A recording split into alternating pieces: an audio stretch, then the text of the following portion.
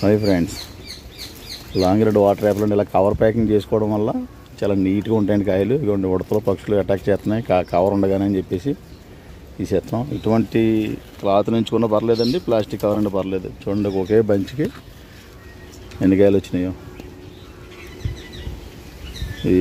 ఇది కమర్షియల్గా తోటలు వేసుకుని మార్కెటింగ్ చేసుకోవచ్చండి ఈ రోజుల్లో. ఇప్పుడు సమ్మర్ స్టార్ట్ అయింది కదా మనకి, వెనక ముందుగా మే జూన్ దాకా కూడా కాయలు కాస్తూ ఉంటుంది అనమాట అండి.